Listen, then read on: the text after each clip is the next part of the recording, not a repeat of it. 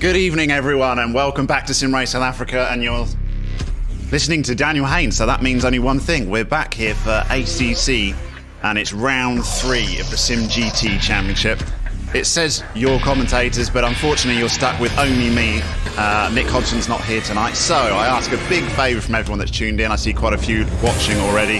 You can be my co-commentator this evening, so let's keep the chat busy. Got any questions? You want any shout-outs? Help me out in chat. If I'm missing something, obviously 40 drivers all out on circuit at one time, then let me know and we can jump over quickly to your favourite driver. So, round 3 is Bathurst, as you can briefly see from the background around me.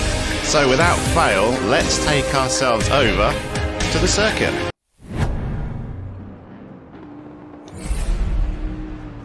So here we are at Mount Panorama for round 3 of this simGT Championship, and an infamous track which many people will be very familiar with. I doubt it'll be too many people's first circuit, and we're starting qualifying. We're 30-minute session of qualifying, so we're halfway through it already with 15 minutes to go. So we'll do our usuals and go through what we can expect. So, for starters, let's check out what sort of lap times we're looking forward to this evening by the HLQ results from the week. These guys have been lapping tirelessly all week, and this is the fruits of their labour. Philip Minard topped HLQ so narrowly with a 2 minutes 00.6, but look how close it was to second place Zaya Essa, who was only 6/100ths of a second behind. And Tian Elof, 3rd place. Bashir Jadwat, 4th position. Kevin Barber in 5th. Chris Heineke, 6th place in HLQ. Ross Bartle with his BMW in 7th. Hannes van Veet for Black Widow Racing in 8th position. Edrin Govender, 9th. And Marcus Stain finished out the top 10. But just specifically looking at those top 4 drivers, all in the 2 minutes flat. That is incredibly quick pace for Mount Panorama. So that's the sort of times we're looking at, and you can see in the background Zaya Essa is already basically there with a 2 minute flat 0.8 and is currently leading with 15 minutes to go. So that's how they got on with HLQ. Let's have a quick look at the track, shall we, for any that aren't familiar with it, which I can't believe. We've all been here before, I'm sure, Mount Panorama, and this is the circuit. Yes. So, it's sort of a circuit of 2 halves, isn't it? I think we can all agree. We got the nice straight bits, and then we got the problem area. And the problem area is going up the mountain, isn't it? So, turn 1, Hell Corner, named after Hell Corner because there was a tree stump right on the apex, apparently, which is goes against Australian health and safety. So, that was eventually removed. So now it's just called Hell Corner with no tree stump on the inside. Mountain straight, super important straight. A lot of passing can be expected as we come into turn 2. Quarry Corner, tight right-hander that starts the mounting section. Very tricky there, and that's where you start to come against the walls and how close you dare get to them. Up into the cutting, super tricky. I think this is one of the hardest parts of the circuit, turn 3 and 4. As the braking zone, you're forced to brake whilst cornering, and you're trying to minimise that as much as possible to get round the cutting without spinning around. Now, in the past, we've seen cars spin there on lap 1, and it basically forms a roadblock. So that's what we're hoping to avoid this evening as they get through the cutting. Then we start going up the mountain, up the hill, turn 5, 6, 7. They all come on you very quickly, and your line is super important through there. Get it slightly wrong, and it just compounds as you go through there. Carrying as much speed as you can, and dare get as close to the walls without touching them. That's the difference. You can't touch those walls. That'll be fatal error and a lot of damage. Then once we've negotiated that area, what are we next looking at? We're looking probably turn 10 and then up the hill to that sort of before we get to the S's skyline. That's a real tricky braking point. You've got to brake before the crest. It's a blind crest.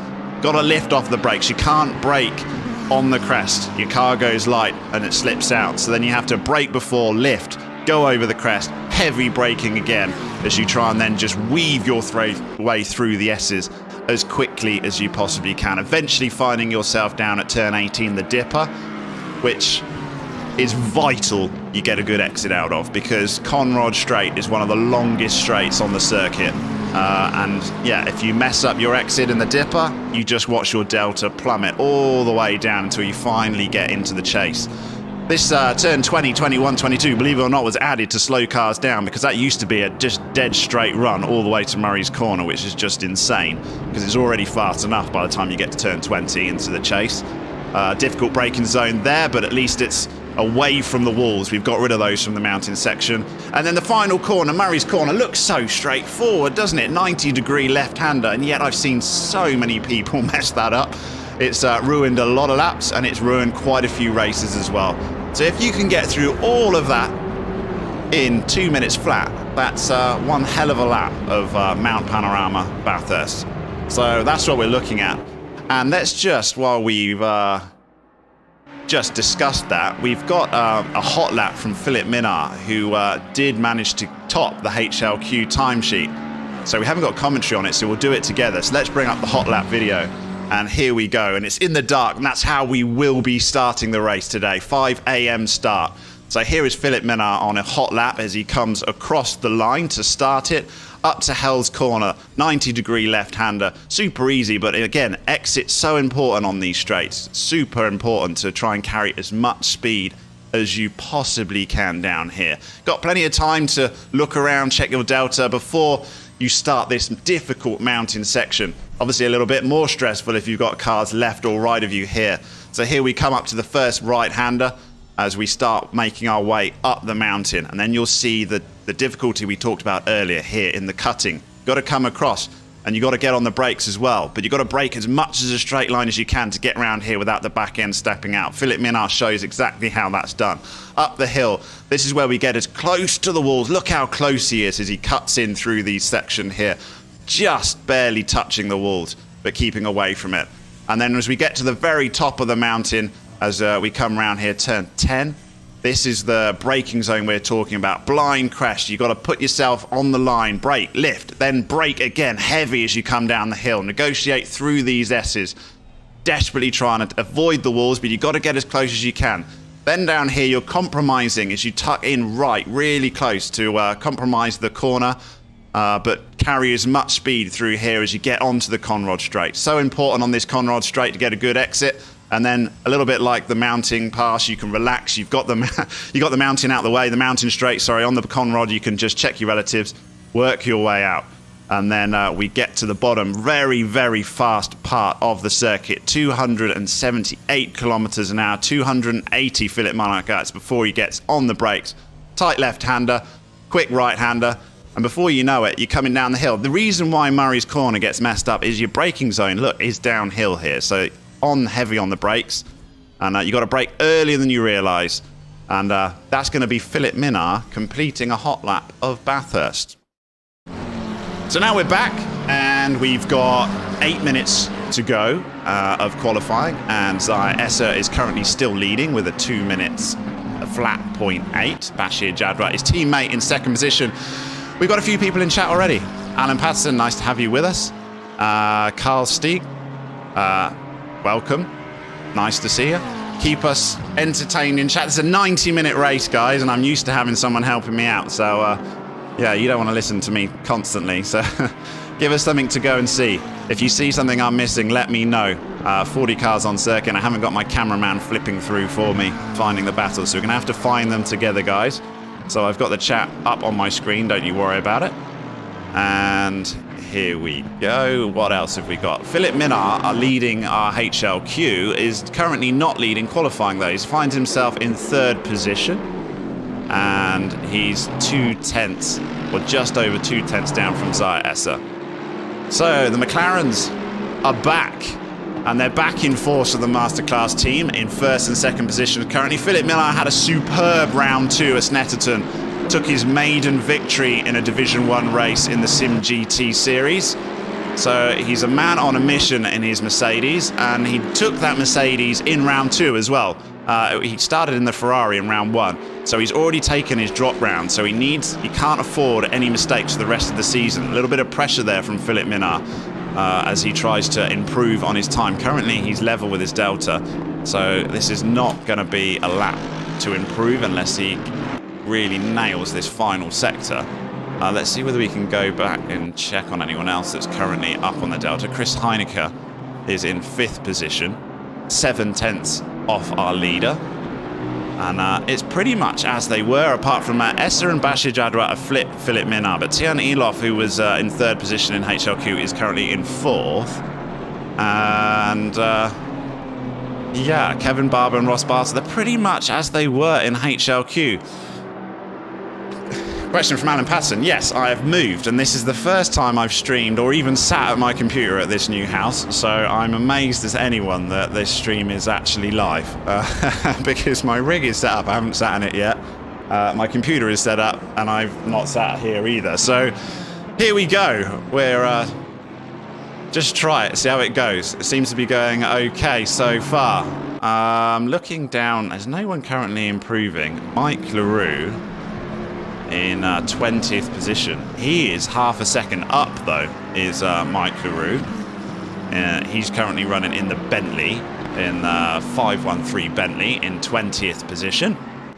And he's got a bit of traffic to deal with. This is not what you want on a qualifying. It's a long lap, so you'd think you'd be able to gain a bit of space, but with 40 cars on the circuit, Mike LaRue's managed to at least negotiate him on the straight. Hopefully he wasn't held up in the mountain section. Couldn't have been, because he's 6/10 up on his Delta currently, Mike LaRue. Looking to improve quite substantially. Where this could jump him quite substantially, maybe even into the top 10 if he could just... Oh, he's lost a lot of time there. Dropped 3/10. Only 3/10 up on his Delta, but he does improve up to 14th position goes Mike LaRue. Paul Venter as he comes down through the S's. And he is currently only a 10th up on his Delta. But again, negotiating traffic, that's the difficulty. People sort of drop it in the mountain section and you're on a hot lap. Can lose your concentration. It's a real circuit where you got to get your rhythm in, especially through that mountain section. If you get distracted, it's curtains, because you touch those walls and that's pretty much you out. So Paul Venter, yeah, he was held up because he's dropped way off the pace, 4/10 down. Let's go back down the field to Sean Bingham, who's looking to complete a lap here and is in 3/10 up currently on his Delta, which should gain in a couple of spots. Currently in 25th position is Sean Bingham in the BMW, and he jumps up to 21st position, and he's got enough time to get another lap in, 4 minutes to go. And who else have we got? Let's keep a close eye. Marcus Stain back into the top 8 is going up the mountain pass and is 2/10 up already. So he's had a good first sector, but this is where you can lose or gain massive chunks of time as Marcus Stain goes across the top section of the mountain pass. And there we go. He gets out of hand and into the wall. That's the end of his chances. He'll be back in the pits. Maybe he can get round just in time for one more flying lap, is Marcus Stain. Hannes van Veek in 12th position is a 10th up currently. There we go through the cutting. So difficult, that cutting section. I can't emphasize enough how easy it is to drop your car there and cause a roadblock. We've seen it before in races here at Mount Panorama, and that's what we're trying to avoid on lap 1 especially, because you find yourself turn around facing a whole load of cars coming at you, and there's pretty much nothing you can do about it. And the guys behind get into a bit of a flap and a panic. So we'll keep a very close eye out on the cutting, turn 4. And for the first lap especially, we'll make sure we're on Helicam watching that. Edrin Govender, who's coming down the Conrod Straight, he's 3/10 up, 15th position currently, but 3/10 can gain you a massive amount of places if he can get through Murray's corner and get his braking zone right here. He has indeed. In fact, he's gained time, 4/10 up, goes up into the top 10, does Edrin Govender. Great lap there, right at the death, 2 minutes to go. Back with Hannes van Veek, who is 2/10 up on his Delta. He's coming towards the end of his lap now, down to the final corner past pit entry, which can be tricky, by the way, pit entry. I hope a few guys have practiced that. Is Hannes van Veek going to jump up? He does, goes up into 9th position.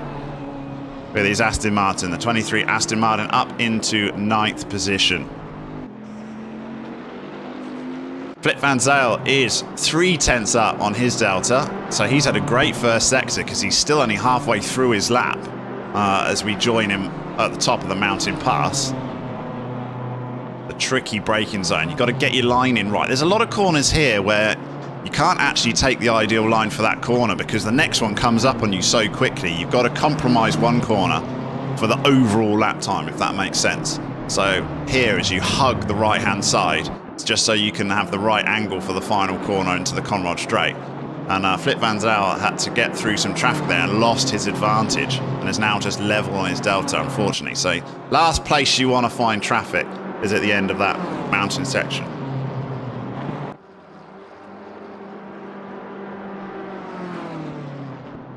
I think it's one of these circuits where when you first start it, you hate it because it's difficult. It really is difficult. But once you master a lap of Bathurst, it very quickly becomes one of your favourites, and quite rightly can be in your top 5. I think, Alan, you're right. It's just one of those things when you're having a bad run and you smack the wall a few times, you can get a bit frustrated. But yeah, if you really hook it up round here, it's just for 90 minutes. Avoiding that wall for 90 minutes can be super tricky. One tiny lapse of concentration, and that can be the end of your race. Kevin Barber, 6th position. He's coming up to the end of his lap, and he is 3/10 up on his Delta right now as he comes towards the final corner down the hill. Got to brake a little bit early because the weight as you come down that hill just compromises it before. You always have a tendency to brake late there, but he manages to go. In fact, he goes up even more, up into 4th position, does Kevin Barber, right at the death as the clock hits almost 0. So he'll be very happy with that, Kevin Barber. He's got enough time. He probably hasn't got enough time to get another lap in, but he's still going on. He just crossed the line before the death. Zaya S is still lapping, but he's on his Delta, and that early 2 minutes 0.8 has been enough. Jadwat, look, only 7/100ths of a second behind in second place, his teammate, and Philip Minnaert is pitted, so he's not going to improve. So our leader from HLQ during the week has not been able to match his time during the race in the qualifying for race day. So Philip Minnaert will probably be starting from 3rd position. Let's join back on board with Marcus Dane, who's 3/10 up on his Delta right now as he comes through the final corner. This could gain him up into 6th position by Chris Heineke, I believe. He does indeed, goes 7th place, just behind Chris Heineke. Narrowly missed out on 6th position, so Marcus Dane improving right at the end. Bertus van Rensburg is completing a lap as well, jumps up into the top 10. Sean Buck, 4/10 up. Everyone's improving right at the end. So can he get it right across the line? Sean Buck with 4/10 up on his time should lift him a fair few chunks of fair few places. He does, goes up into 15th ahead of Sas van der Westhuizen in 16th position. I think, guys, I'm pretty sure that's going to be it. So, Zaya Esser will be starting from pole position, followed by Bashir Jadwat, Philip Minnaert, Kevin Barber, Tian Elof in 5th place, Chris Heineke 6th, Marcus Dane 7th, Ross Bartel in 8th, Hannes van Veek 9th, and Bertus Jans van Rensburg will be rounding out the top 10. And we're going to be coming back here, and it's going to be dark, because it's going to be a 5 a.m. start to match the real race. So we're going to have half hour of sort of dark conditions as we see them jumping to the track. So whilst I get myself sorted out, we're going to take a short break, and then we'll be back in just a bit.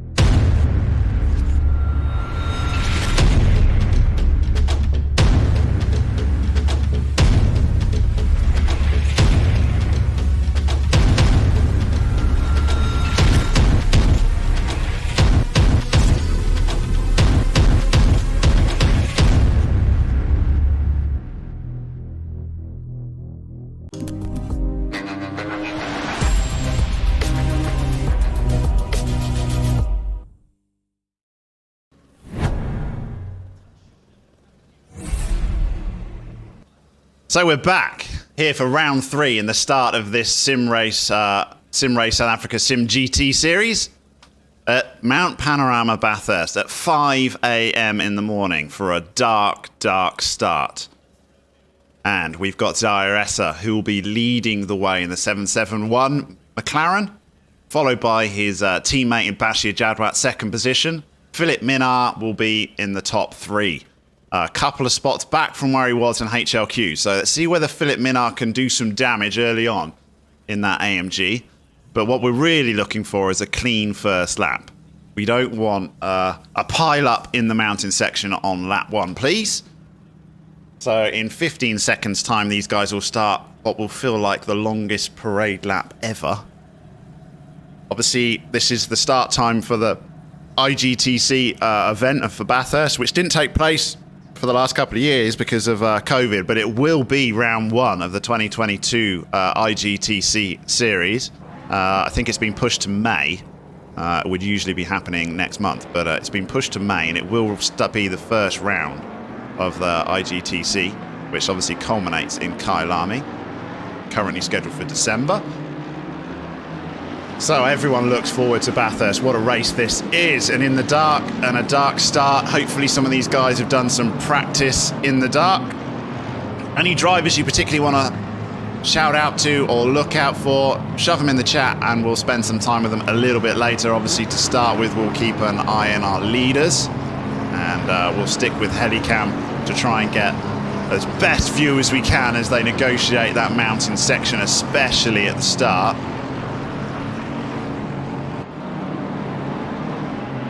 So Peter Oosthuizen in 11th position, Adrian Govender dropped back in the end to 12th place.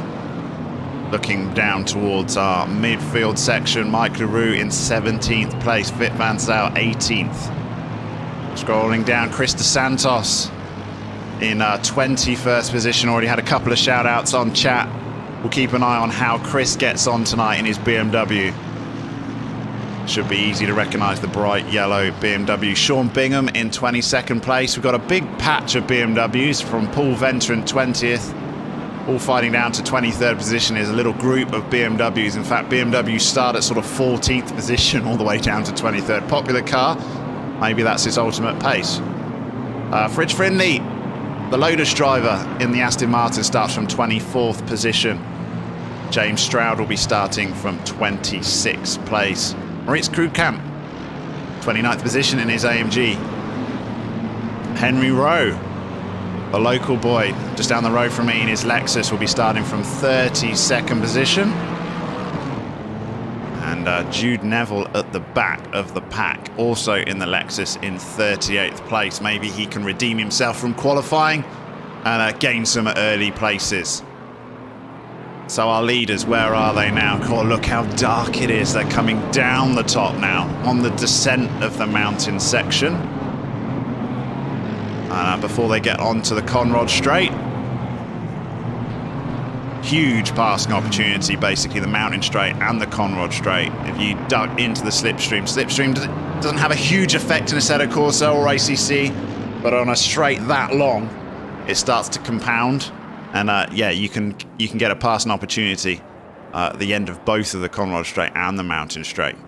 So that's why the exits are so important for Hell's Corner and turn 14 at the end of the mountain pass.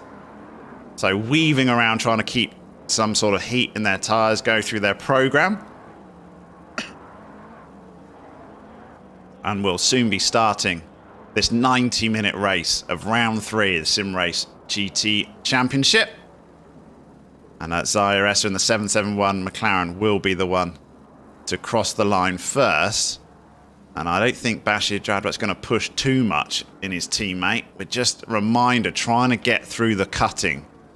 In fact, I don't think I've ever commentated on a race through here where we haven't had an incident in turn 4. So, can this be the first one? As they bunch up the field, Zaire starts to slow down and bunch up this field at the bottom of the Conrod Straight now. Looks like S has actually dropped behind Jadwat, but they will line up side by side for this start. as they come up towards Murray's Corner, the final corner. Everyone getting ready. Lights will be going green shortly. Let's maybe drop to Kevin Barber in 4th position so we can get as many cars on the screen at one time. Here we go then. Round the corner they come. Coming up towards the start line. Lights will be going green. And Zaires is going to kick us off. Green light. Here we go. Green light. Got the inside line. Into Hell's Bend. Philip Minard's having a look up the middle of the 2 Masterclass. And Bashir Jadwat trying to go around the outside. Side by side of the 2 Masterclass McLarens as they go down the mountain straight. Philip Minard's got a good toe though, hasn't he? Look at him. There's no space for him to go anywhere though. There's not enough space. Very narrow this straight. Philip Minard's looking to try and find some opportunity. Looks like they're going to drop back. There's contact between the 2 Masterclass cars. Philip Minard's going to jump up the inside of Zaya Essa. I think Bashir Jadwat's now got the lead. Essa's dropped back. And Philip Minard split the 2 Masterclass. They go up the hill. Through into the cutting we go. This is the corner we're worried about. I'm going to jump back and see how the back end of the field gets through here, making sure we can get through safely. We've got to go. There's contact, isn't there? There we go. That's exactly what I was worried about. We've got a car. We've got a blockade. I'm trying to find out where it is. We had a blockade at the mountain, and it looks like they've got going now. In the dark, it's hard to see who was involved with that, but there is always a blockade in the mountain section. Let's get back on board with Bashir Jadwat, our new leader of this race. Zayas has dropped into 3rd position. Light contact with his teammate is Zaya Essa, but Philip Minard has managed to split these 2 McLarens and get his AMG into 2nd position. So, as always, a bit of a mess up the cutting and up the mountain pass, but it looks like everyone is now running through safely. No doubt someone got a bit of damage there, but when you've got a car turn around, you basically have to completely stop and just wait for him to right himself. But there's always someone that thinks they can force their way through. But it looks like everyone's managed to get themselves going. Philip Minard, he's got Essa up the inside now, trying to take the place back in the final corner. Essa has indeed... No, it was Philip Minard looking for the lead. That was Bashir Jadwat that was side by side defending from Philip Minard. Got back. Philip Minard still in 2nd place, putting a lot of pressure on these Masterclass cars. Got through one of them already. Almost got the pass done on Bashir Jadwat. And yeah, let's see whether... Let's stick on board with Philip Minard and see how close he can get. It looks like he got a good pass on the mountain straight. We've got Tian Elof looking up the inside of Zaya Essa, thinks better of it, drops back into 4th position. So it looks like that AMG super strong on the Conrod straight, and that's where he managed to get a pass made through that last corner of Bashir Jadwat. Let's ride on board now with Philip Minard and see as he negotiates through this mountain pass whether he gets a good drag again out onto the Conrod straight. Sparks coming out of the back of Bashir Jadwat in front of him. Over the hill they go now as they come through the S's. And what we're looking for is the AMG power on that Conrod straight, because he's close. He's very close, is Philip Minard. If he can just get a really clean exit. Sparks flying off the back of that McLaren in front of him. And it looks like Elof passed Essa. You're quite right, Alan Patterson. Thanks for spotting that as we just see whether Philip Minard gets a drag here on Bashir Jadwat. But in the meantime, Essa's dropped back into 4th position. Only light contact with his teammate at the start. I'd be surprised if he's got damage. Now this is it. Is Philip going to start drawing in on that McLaren? Not quite as much as probably the previous round. And onto the grass goes Bashir Jadwat. Not the ideal line there. Here is a run from Philip Minard, but he's not going to go around the outside of the final corner. Looks like it'll be the same as the lap before. Bashir Jadwat defending his right for that 1st place on that final corner. It's basically a repeat of the previous lap. So Bashir Jadwat in lap 3, as they start lap 3, still is the leader of this race, but he's got Philip Minard for company and Tian Elof behind in 3rd position. Zaya Esser's dropped back into 4th. These top 4 are starting to gap themselves from the rest of the field, and Chris Heineke back is a couple of seconds back in 5th place, and that's what we saw in HLQ times as well. This top 4 really are the cream of the crop of this field as far as lap times go.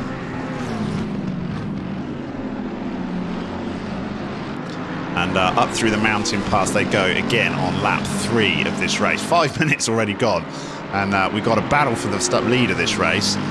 90 minutes to go though, so Philippe Minard just needs to bide his time. Looks like the McLaren might be a little bit harder to handle under full fuel as they come over the brow. Super low, that McLaren. Sparks coming off it the entire time. We're not seeing anything like the same amount of sparks from the AMG behind in 2nd place.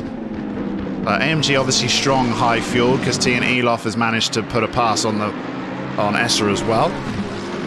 And here we're looking. So we had before, it was Bashir Jadwat's pushing so much that he went a bit wide at the end of the straight. And here we go, side by side is Philippe Minard. He might have this pass done already before they come into the braking zone. Has he got it? He's narrowly ahead. Bashir Jadwat drops behind. Philippe Minard has taken the lead of this race. Round 3 of the simGT series. And Philippe Minard takes the lead. And he takes it quite comfortably as they come through the final corner. This time not side by side. The pass is done already.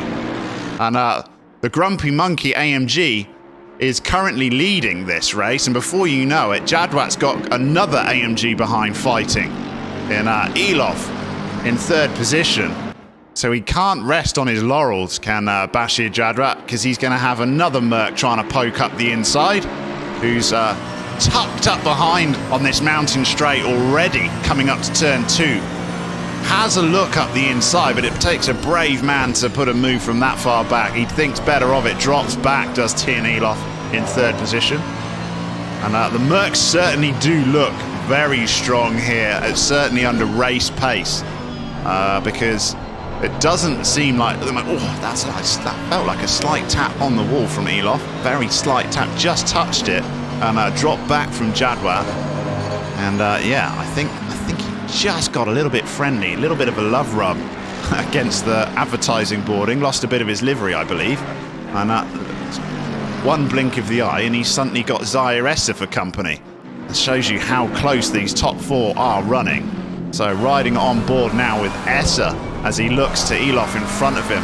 Look how manic it is through this downhill section. Walls just everywhere as you try desperately to get the power on early. There we go, we're getting sparks off Elof in the AMG as well as Esser gets onto the back straight. But that Merc just seems so powerful in a straight line as Elof just cruises away. And back on board with our leader, Philippe Minard, who's got 7 tenths over Jadwat, who's not being able to gain in the slipstream like Philippe was in a reverse roll. And here we've got a back marker getting in the way with a damaged 720S. But Philippe Minard managed to get past that no problem whatsoever. And Bashir Jadwat, I think, got held up just a little bit more.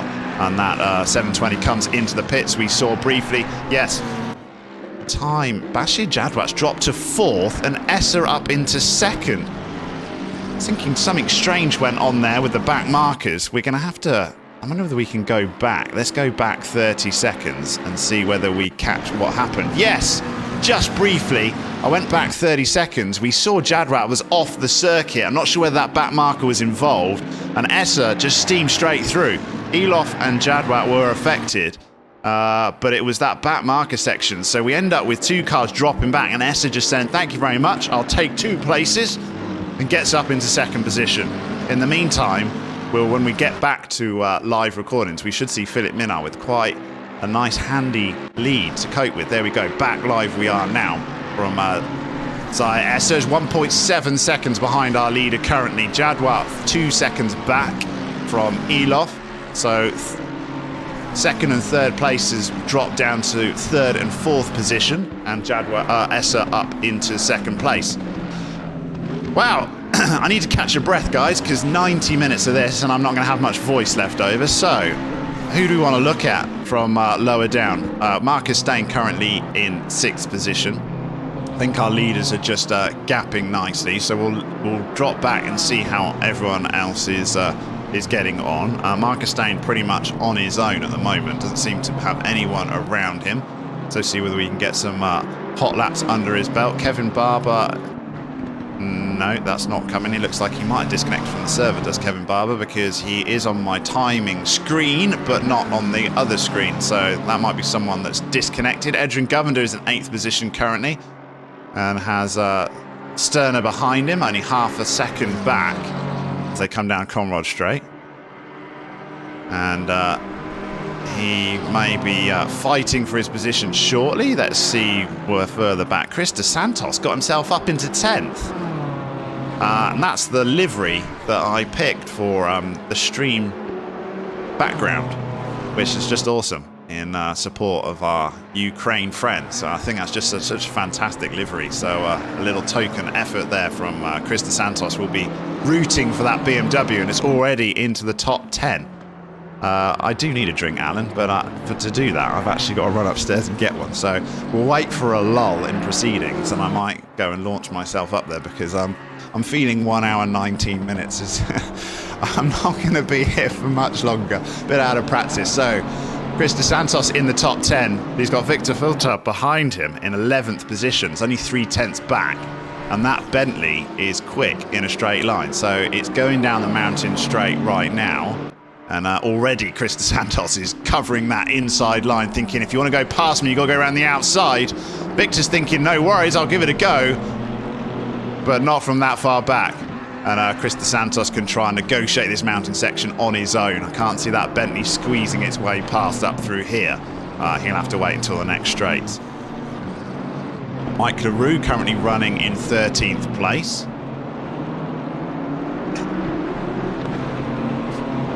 In a little bit of a group here, Paul Venter and Hans van Voice. And who else have we got? Jonathan Bentz, we haven't seen at all, in 15th position in the Aston Martin. Very nice looking Aston Martin indeed, as we start seeing the sun rise in the background. So they've managed to get through this difficult nighttime section. Oh, and Bentz avoiding action there from the cars in front. We'll just drop back 10 seconds and have a look at that again. Look at that. Oh, we got a Bentley spinning off. That was Victor from earlier. Bentz decided wisely just to cut straight through. Probably get a warning for track limits, but in that instance, it was well worth taking. And Bentz goes up to 15th position.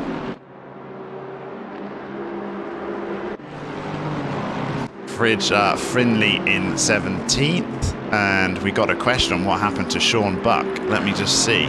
Sean Buck is currently in 31st place in his BMW. Can't quite remember where he started, so I can't really tell you what happened to him. But there he is on our screens in the 22 BMW in 31st position right now. 13 seconds back, though, from Brandon in 30th place. So got a lot of work to do as Sean Buck. We'll see how he gets on maybe later. So take a mental note, 31st position, and we'll try and track in on how he progresses later on in the race. In the meantime, let's check back with our leaders. It's still Philip Minnaar, and Philip Minnaar has managed to stretch his legs a little bit with 2.3 second lead over Zaya Esser. He's having a phenomenal season, is Philip Minnaar already. Took his maiden win at Snetterton last time out and is currently leading round 3 as well. Quite pleased with his decision to switch to the Merc, I believe. And yeah, here comes the sun, looking a bit brighter. Lights still very much needed on these cars, but soon they'll be going off. And track temperatures will rise slightly. Ambient temperatures was set for 19 degrees. So still quite cold for Bathurst, but warmer than anywhere else we've had this season. So as far as this season goes, 19 degrees might as well be sort of balmy desert conditions, because that's as hot as we've seen in any race we've had so far this season, as we've mostly been in Northern Hemisphere circuits. And obviously we model the temperatures around real life conditions. So Philip Minnaert starts lap 8 and has a 2-second lead over Zai Esser, who managed to fortuitously get through Elof and Jadwat without having to make a pass as they disappeared off the circuit with a back marker maybe helping them to do it along the way. And Zai Esser poached those 2 places without any worries whatsoever up into second position. Jadwat, who was our leader for the first couple of laps of this race, got a slight contact with his teammate into turn 2 and was under a lot of pressure from Philip Minnaert. The pass was made and then another mistake caused him to drop back into 4th position. But I mean, we still got 1 hour 15 to go and anything could happen, especially through the pit stop window. So we'll keep an eye. And these top 4 really are sort of pulling away a bit from the rest of the field. Chris Heineke is over 3 seconds back from Jadwat in 5th position. And looks like he's got a back marker in front of him. And Marcus Steyn is also 3 seconds back, completely on his own, enjoying himself in his BMW. Chris Heineke is the fastest BMW so far, but Marcus Steyn is behind him. Very familiar to each other. These 2 used to be teammates. But he's got some work to do if he's going to want to start battling with his ex-teammate in Chris Heineke in front in 5th position. It looks like he's got a little bit of scraping on the front of that BMW. So at some point, Marcus Steyn's come against somebody.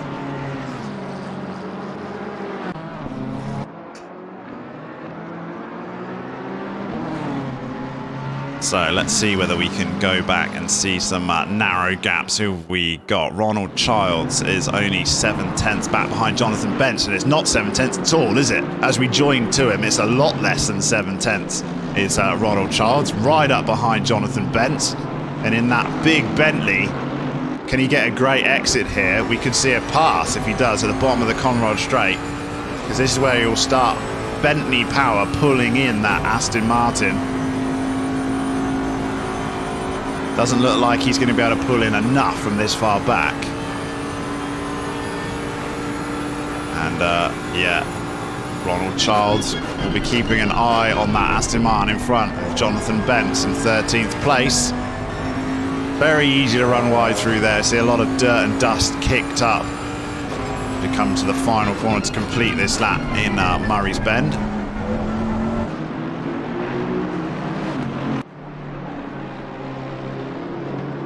Here we go for the start of what lap are we on now? We're on lap 9.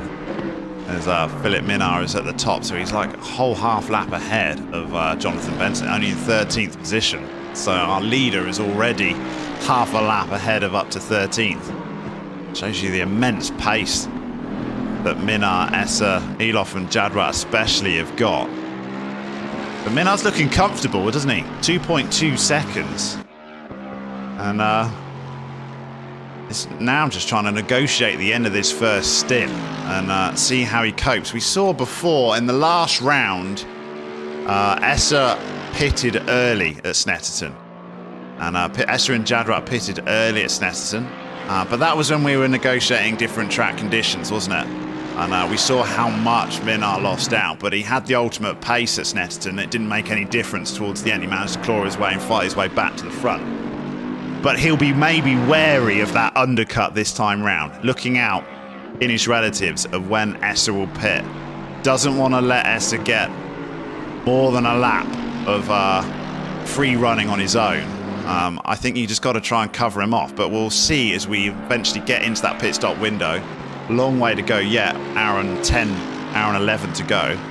But Philip Minnaert is looking handy with a 2-second lead right now.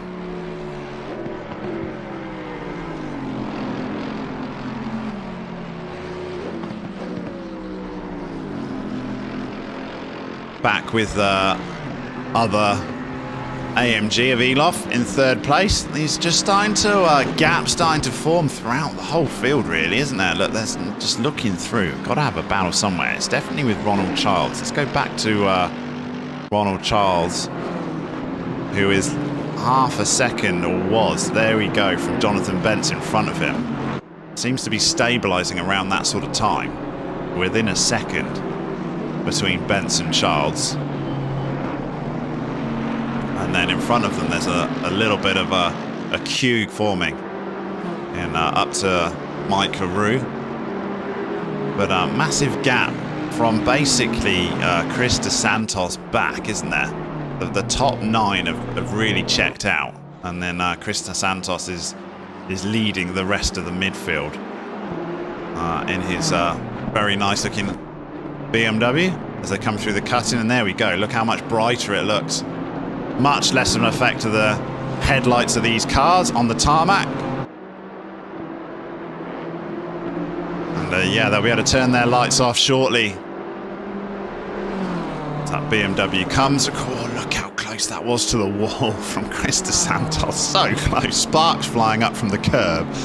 I think that was just from the curb. I don't think it was just as close as you'd like to clipping that wall as it comes down the hill. Almost holding onto your car as you come down through here, flinging it left, right, left, right. All important is just trying to get on the power as early as you can through here. Back onto the Conrod Straight. And Chris DeSantos starts his long drag back away from the mountain. Almost a relief every time you manage to negotiate that mountain pass. You can sort of relax a little bit here, thinking I don't have to go through it again. But it is a bit of a thrill as well. It does feel like a roller coaster ride every time you run through there. So our leader has lost half of his gap. So Esser's pulled it back to within a second. So Philip Minnaar had a slightly slower last lap. He did indeed. 2:02.3 was Minnaar, and Esser was a 2:01.4. 9 tenths quicker was Esser. That's where that gap dropped almost in half. And when you start seeing the car in front of you getting closer, it spurs you on, and that's exactly what Esser's thinking. He's chasing down. We saw also how that McLaren improved under lighter fuel loads in the last round. Seems to struggle when it's on a full tank, but a bit easier and quicker to negotiate when it starts lightening up. And 10 laps in, Esser's looking ominous.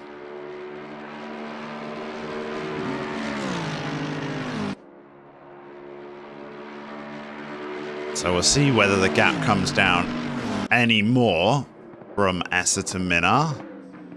Whether Minnaar just had a bit of an untidy lap and can get back on it as quickly as possible. When he comes across the line, I'll be able to give you their last lap times again. And it looks like it's maybe stayed at a second. Yeah, they got his lap times back again. 2:01.3. So it was just Minnaar had a dirty lap, lost 9 tenths, and Esser matched him within 2/100ths of a second, so another 1:01.3 as well. So yeah, looks like Philip Minnaar had a bit of an untidy lap, but you can't have too many of those. You really can't. So hopefully he can keep it tidy for a little bit, and that will be Philip Minnaar negotiating through the cutting. Yeah, it's just going to hold it a second. Just needs to try and keep it clean. Tian Elof in the meantime cannot hold the pace of our front 2 runners in Minnaar and Esser, and is 5 seconds back, and Jadwat's a further 5 seconds as well. So I'm starting to think that Jadwat got a bit of damage when he had that incident at the end of the Conrod Straight, because he just cannot hold the pace right now that he was showing at the start when he was leading this race, and is dropped sort of 10 seconds from that incident. Currently running still in 4th place, basically on his own now. 7 seconds got Chris Heineke behind him, but he's more than 5 seconds behind from the podium. Ooh, that was contact there, wasn't it? That's contact there. Let's go back 10 seconds. I'm pretty sure that was... Here we go. So he come through the final corner. Bang! That is not going to help at all. Bashir Jadwat hitting the wall again. So if he did have a bit of damage, I dare to say he's got a bit more now as Bashir Jadwat in that 720S. So he's pushing, but that's the problem with Bathurst. You push too much and it fights back. Got to be in control. And Minar put in a good lap this time round. 2:01 flat compared to S's 2:01.4. Gets 3/10 back. Does Philip Minar. So he just had one unclean lap. Lost a bit of, lost nearly a second, but he needs to regroup. He needs that 2-second window back again. But as I said, you push too much at Bathurst and it will bite you back. Got to be controlled through here. Almost feel like you just can only give it 95% just to be safe. Because these walls are ready to kill you at any opportunity. It's one of those weird circuits where, I mean, you can just go around here and lap and lap and lap, and you get almost blasé and familiar about it, and then you just thinking you feel comfortable, and then one touch of the wall, and it tells you otherwise. So I'm going to look over the lap times of Bashir Jadwat especially to see whether he's carrying any damage. We've got Elof had a really slow lap, 2:05. Was a 2:05. Jadwat was a 2:02, and yeah, that's why they're so close. So we got Bashir Jadwat now all of a sudden right up behind Elof, who I think for a 2:05 must surely have hit the wall. He has. Look at the front of that AMG. The bonnet's up on that AMG. Major damage on the AMG. Bashir Jadwat's looking to poach this. He's going to get back into the podium spots here. Both of these cars have been in contact with the wall. But Tian Elof's been in more contact. Substantial damage on that AMG because he just has no answer for Bashir Jadwat. He just breezes past at the end of the Conrod straight. And that's up into third position. So Tian Elof, there you go, just running around completely on his own. And manages to get in contact on the wall without any pressure whatsoever. And that's what Bathurst's all about. 90 minutes here is very, very tricky, I can tell you that now. And they've got to negotiate a bit of a sunset, or a sunrise, sorry, behind them as they come down the straight towards the end of their lap. That is actually an issue for these drivers as the sun starts getting into their eyes. We had a bit of wanted to check out for Chris DeSantos again, who is now in 11th position. He's got Hardest Boys behind in 12th, very close. And then there's a bit of a sort of train forming as well. There's Jonathan Bentz behind. It's also got Charles Bentz and Chris DeSantos. They're all fighting here. Chris DeSantos has gone off the circuit though, rejoins, definitely gained an advantage. Can have a slowdown as Bentz goes past. I think that's Ronald Childs that went past. No, it's not. It was Ronald Childs is still behind. Jonathan Bentz is now the one behind Chris DeSantos. He's going to have a look up the inside. No, thinks better of it, drops back, and then he'll have a draft up the mountain straight. We got a car spent back. Is that Victor? I think that's Victor. There was a BMW spinning round, but there's so many on my timing. So there was a BMW spinning round in the background, but we're still on board at the moment with Jonathan Bentz, who is so close up behind Chris DeSantos. The thing is you just cannot get a pass through this mountain section, so it's all about having power on the straights. But it does seem like Jonathan Bentz is having a much happier time of it and is hounding the back of that BMW. Let's ride on board a little bit with Jonathan Bentz here over the top of the mountain.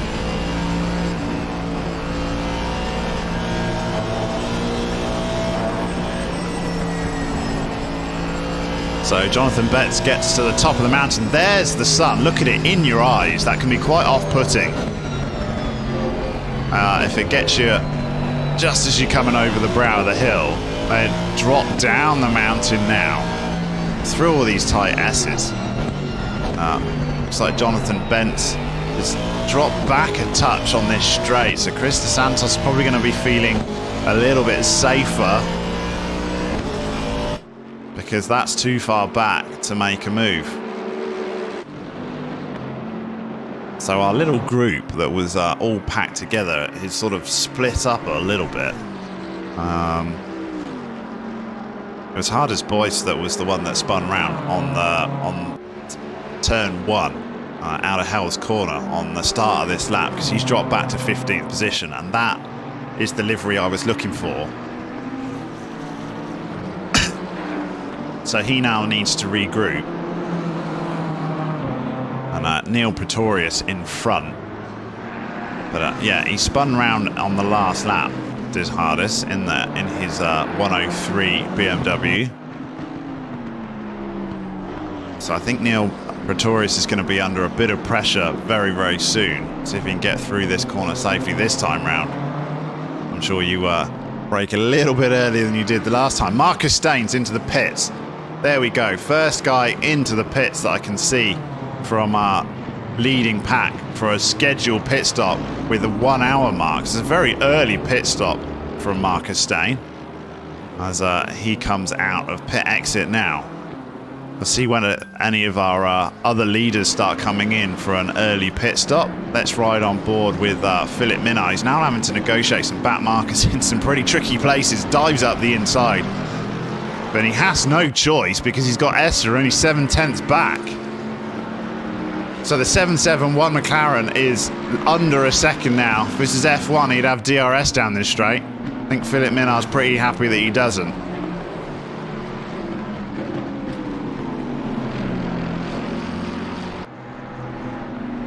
So the gap now, 7/10ths of a second between our front two runners, with 58 minutes to go. Probably 10 minutes before I expect to see these guys coming in for the pits. But it looks like Esser, they're matching lap times as they're negotiating back markers. But just right on board with Esser, just show you how close he is from Philip Minnaar. That's how close he is. Basically nothing in it now. He sees first place up for grabs. Sun really playing its role as they come over the crest of this hill. Put your sun visor down. Pick your line. If you get your line wrong there, you're in such big trouble. It's hard enough without the sun fighting you as well. And here's some more back markers. Could these back markers play a role in the lead of this race?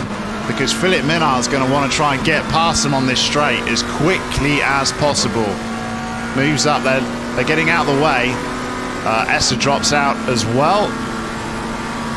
Nice driving from the back markers. You don't want to be involved with the lead of this race. You want it to happen naturally. And Esser's really playing, and it seems like, yeah, Philip Minnaar's probably thinking, sure, just do not need this. Got to try and get past these back markers as quick as possible, and this is somewhere where it's very difficult to pass. I mean, there's not enough gap between the final corner. Murray's, helps when he almost comes straight back onto Esser. Esser did well to avoid that. I think Minnaar lifted because the gap's come down even more. That's the problem with back markers. It can be difficult to get past them, but they're bound to negotiate it. Look, the gap's now 3/10ths. He's surely going to make a move here. Riding on board with Esser. Just hasn't got enough power, and the back marker in the way stops him from looking up the inside. He's still out. He shows his nose, but drops back behind as they start the mountain section again. So close between these two, and Esser and Philip Minnaar. Through the cutting they go on lap 17 of this race. 56 minutes to go. Oh, so close. He's basically pushing Minnaar up the hill. Esser in the 771 McLaren. I mean, he seems so solid in this section, but you just cannot make a pass here. Got to wait for the straight. Great driving from both of these drivers in such a tricky track, and they're pushing as you look. I mean, Minnaar was epic through that section, managed to actually stretch a bit of a gap. Look how close they are to the walls and still avoiding them. Superb driving from Esser and Minnaar here at Mount Panorama. Can he get a better exit here, Esser? Oh, a bit wide from Minnaar, I think. A little bit wide from Minnaar. Not as tucked in as he usually is through that section, but it doesn't seem to affect him too much at AMG Power on a straight. That's the issue, isn't it? Doesn't look like the McLaren can really pull in that Merc. Merc just seems to be able to cruise away, just starting to pull in towards the end, but not enough of a tow. All right, look on behind from Minnaar. can see the 771 Masterclass McLaren behind, tucking itself in underneath the wing of this Mercedes AMG. This is where we see how he seems the closest here, does Esser. Has a look up the inside, and it's down this section, down the mountain straight, that he's really trying to make a pass, but just cannot have an answer to that Mercedes power. Because he gets so tight through this uphill part of the mountain pass. It's definitely where Esser's strongest. Look how close he'll get through the cutting from Esser. Basically pushes Minar up the hill as close as you want to be without touching. Thank goodness we're on local pings, because he'd have a bit of a netcode issue. This is it. Look how close he is. Same with the last lap, but I mean, it's no good here. He's almost got a lift, because there's no room to make a pass through here. That's where S is strongest, but it just doesn't culminate in a passing opportunity.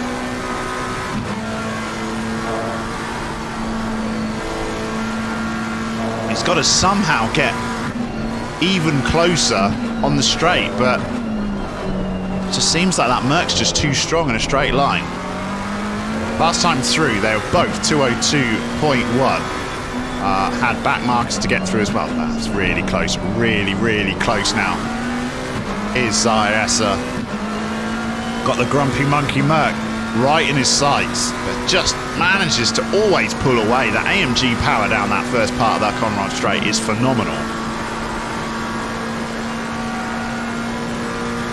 By the time they get to the end of the Conrad, Esser's just too far packed to do anything. I mean, he can show his nose all he likes, but it would be a dive bomb of no if he actually tried anything.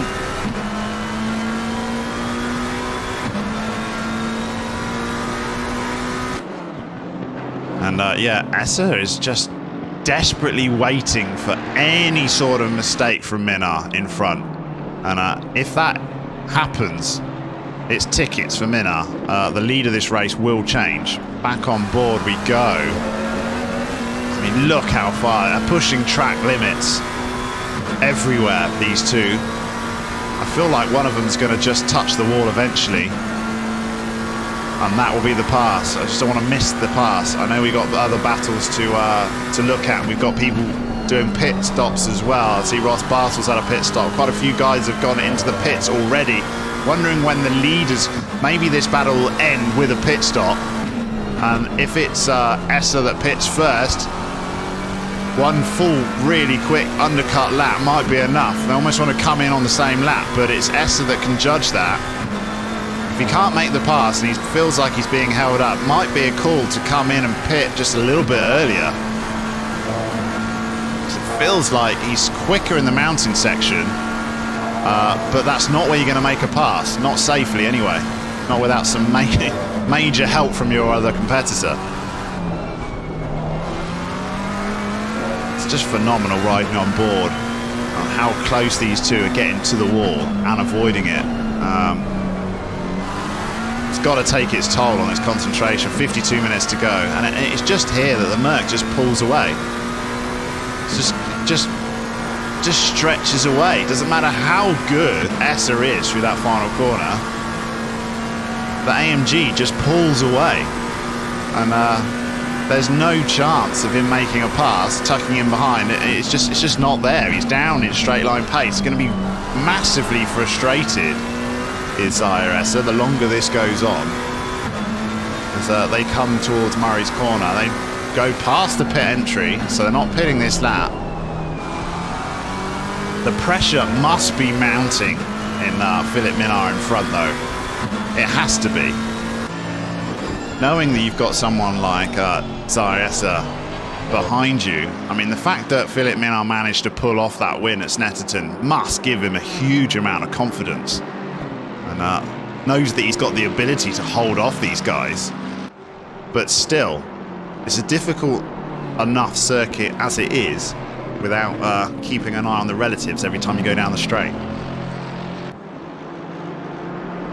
So let's check in to that battle for 12th, 13th that we were asked to. I think it may have dissipated, unfortunately. The gaps are spread out quite substantially. So sorry if we've missed that. Neil Pretorius. Tian Elof is pitted, and Bashir Jadwat's also pitted and is in 6th place. So we missed Bashir coming in to the pits, and he's the first man, and he's got very clean air, has Bashir Jadwat. So yeah, that was his out lap. This is his first flyer, because his last lap is registered as a 3:05. So this is his first flyer. He's in the pits again. Is he coming into the pits again? He is. Bashir Jadwat had a problem. Went through the pits. He's in the pits again. So I was just about to say watch out for Bashir Jadwat with the undercut. And a mistake's happened because he's in the pits again. So a bit of a disaster night for Bashir Jadwat. Not quite sure what's happened there, but he's already been through the pits once, as indicated by the green box next to his name. And he's in the pits again in a bit of a second-hand looking 720S. So, yes, back with our leader in Philip Minard, who's just got this pressure of a sort of back marker, another 720 off across the grass. Seems to be a bit of a story of the day. He's trying to avoid back markers. As you get to the end, it's ironic, isn't it, that the hardest section of this circuit is by far and away the mountain pass, but the amount of times we see back markers just skitting across the grass in the final sector at the end of the Conrod is it is strange, because that's actually technically the easiest part of the circuit, but it's just so easy to do as you push your braking points to its absolute limit, and the walls aren't there, so you feel a little bit safer, and then you end up off. Back marker jumping out of the way on the blue flags, and Philip Minard has only got less than half a second from Zaya Esser as they come up the mountain pass to strive on board with Esser once more as he tries to track down desperately this Grumpy Monkey car.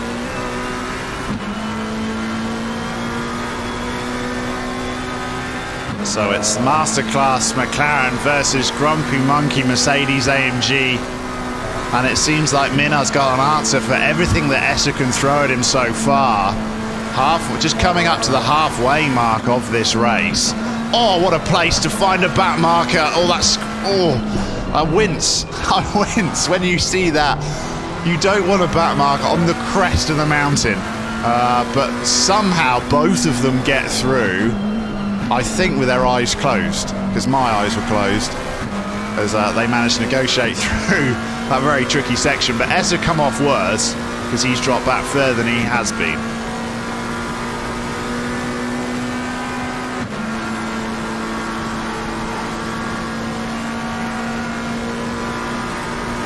So 20 laps coming to complete the 20th lap of this race, and yeah, Esser was affected more by that back marker, probably lost half a second because he's dropped back. But look, I mean, Minard's just pushing. He is pushing and pushing.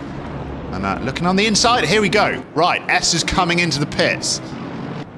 Minard's gone through. Esser's pitted. So this is what we're looking for. How far will Minard go? Will he come in this very next lap? He only had a lead of about 8/10. Absolute vital part of the race right now between Philip Minard and Zaya Esser. Super important as Esser is still in pit lane. And Minard now has got to try and get past back markers. If he's got anyone else in front of him, he looks like he's got a clean section now. Don't think that back marker held him up at all through the mountain pass. So Minard's got to absolutely nail this in-lap. And Esser's going to be pushing as much as he possibly can on his out-lap.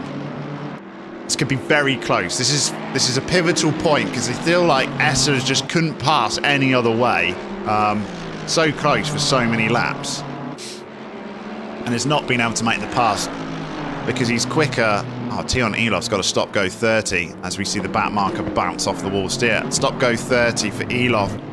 Race going down the pan a little bit for Tion Elof. So quick he was at the start and impressive, but Mount Panorama takes its toll eventually in a 90 minutes endurance race. And it looks like he's dropped off the server as Elof, so I think he maybe had enough.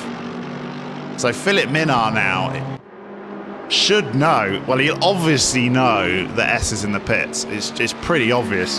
just on the fact that you won't be able to hear that 720S glued to your rear bumper anymore. You'll suddenly think, hold on a minute, I'm in clean air. That means only one thing, S has pitted, and he'll be absolutely pushing and flying on his outlap. Is Philip Minnaar going to come in here?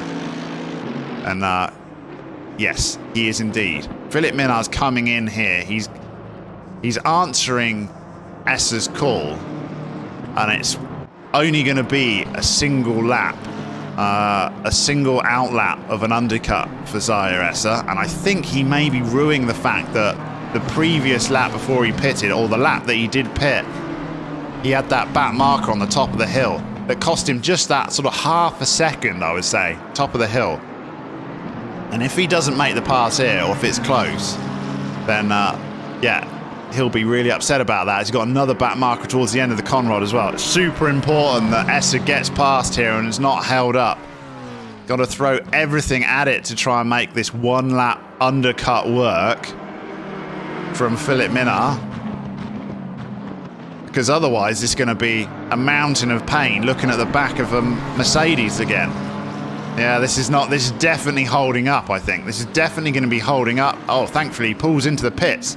Sure, this could be a good present for Zaire Essa as the back marker pulls into the pits. And where's Philip Minnaar? He's coming out now. He's coming out now. There he is. It's enough. It's more than enough. It's plenty. So Minnaar really pushed on his in-lap. Essa was held up a bit on back markers, and as they settle out of their pit window, the overall winner is Philip Minnaar, because look at the gap now. So that's not worked out. So yeah, unfortunately, Philip Minnaar has dropped back. Sorry, Zaire Essa has dropped back 4 seconds back from Philip Minnaar. So the undercut, not at all. So the pit stop was a lot quicker for Philip, and he is now leading of this race. And Chris Heineke is our current leader, but that's only because he hasn't pitted yet. So he's going long, is Chris Heineke, in the 96 BMW.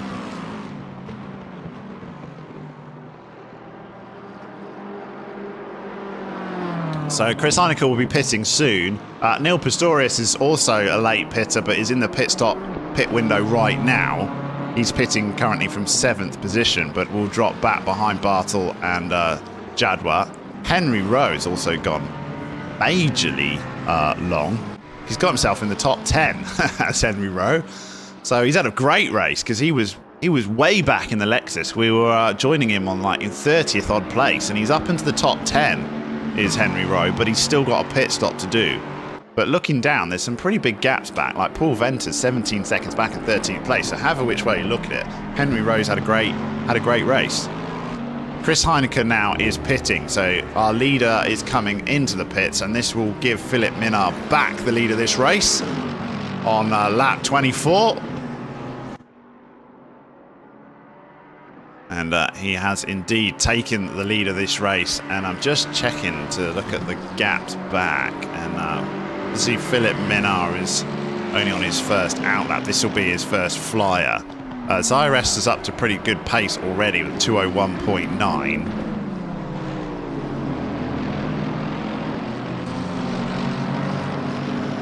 And is quicker on his personal best delta as well. But Philip Minnaar is actually 4 tenths up on his delta now. We're coming up against some pretty heavy traffic.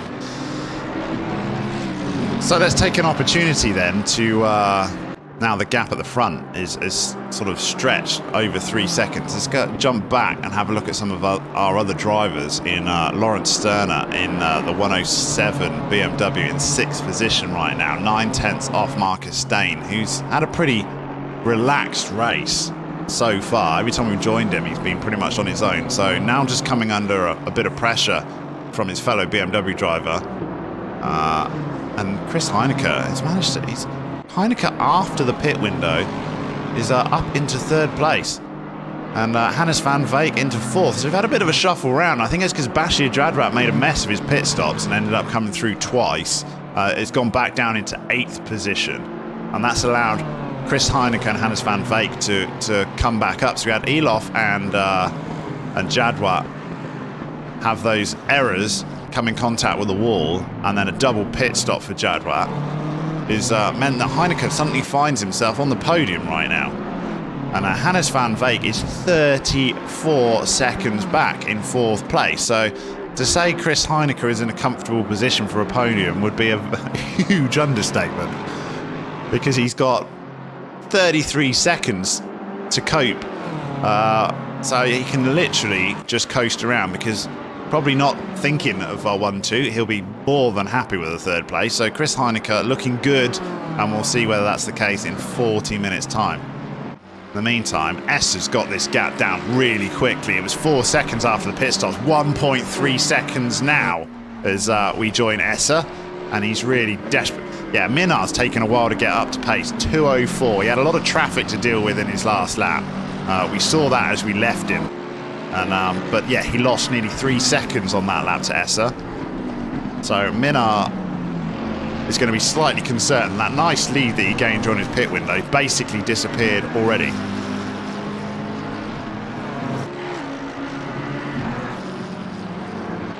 But he is 8 tenths up on his current best delta right now. So Minar's really pushing. He knows he lost a lot of time in his last laps. Comes over the crest.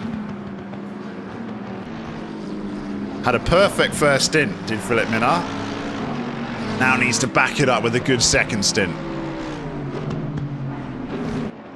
Let's go back down through the order. Krista Santos has obviously made a bit of a mess of the end of his first stint, because he's down in 19th place. Dropped down the order has Krista Santos in the 501 BMW. Currently finding himself in 19th position. He's got Warren Lindy in the McLaren behind him, trying to track him down as our cameras try and catch up. A bit slow.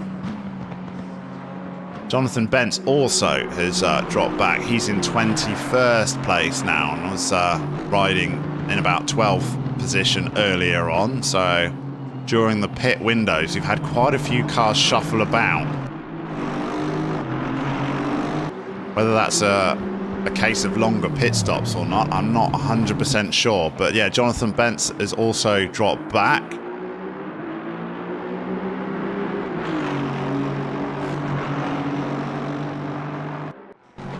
Henry Rowe now, who has pitted, has dropped back to 24th position. So that's a lot more places than I thought. Because he just managed to scrape his way into the top 10. But there you go. Now he's gone through his pit window. Shows you how long a pit stop is here for fuel and tyres. As Henry Rowe drops back into his natural 24th. Still got a few drivers going super long on their first pit. On their first stint. Sas van der Westhuizen is still not pitted, but he's in 31st position. He's having a bit of a horrid evening. Is Sas van der Westhuizen without a pit stop. Finds himself in 31st place. And Sean Bingham, that also hasn't pitted, but as I say that, he comes into the pits right now from 34th position. So one of our last pit stops is Sean Bingham from 34th place, which unfortunately is last. So I don't know whether he's just sat in the pit stop or no, he's dropping off. He probably will join back, but he's currently in last place in 34th position after we've had some few retirements.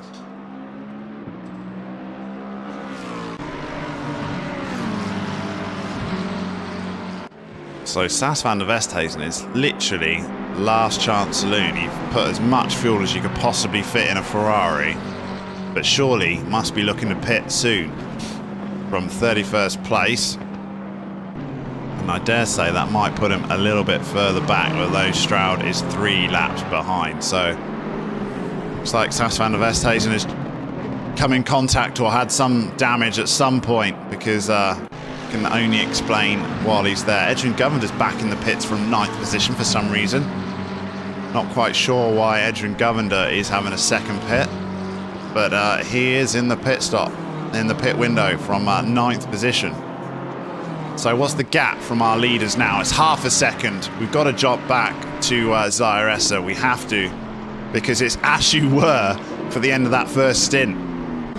Had a 4-second gap when they left the pits. When they rejoined together, did Philippe Minard, but it's all gone now, and it's exactly as they were at the end of that first stint, with Zaire Esser hounding the back of that AMG. Philippe Minard going up the mountain. We saw how quick Esser was, but what I have to say is it took Esser quite a while to get up to pace in stint 1. It just felt like that McLaren wasn't suited to high fuel, but he's come out in his second stint super quick right from the off, has Zaire Esser, so he's only going to get quicker from here, as maybe Philippe Minard is going to be under more pressure in this second stint than he was in the first stint. Last time through the gates, Minard was not fast at all, 2:03.1. We just had this at Snetterton where Minard's pace just dropped off a little bit in the middle of the race. But then he managed to pull it back in the second half and in his second stint, and really managed to, he was just in a league of his own at Snetterton at the end, and managed to take the victory quite comfortably with quite a big margin as well. I think he won by about 16 seconds after he got his passes done. But here he's got Esser for company half a second. But we just saw in the first stint how difficult it was for Esser to get a pass done. Well, it was so difficult, he didn't do it. Didn't even get close. He was close up the mountain pass. He could push as much as he wanted there. But in the straights where it mattered, it was just not enough. 2:01.295 was is Esser's fastest lap, and he was a 2:01.987, so he's almost on his personal best lap time. 0.3 quicker than Philippe Minard he was on the last lap. So another 33 minutes of pressure could be upon Philippe Minard in front.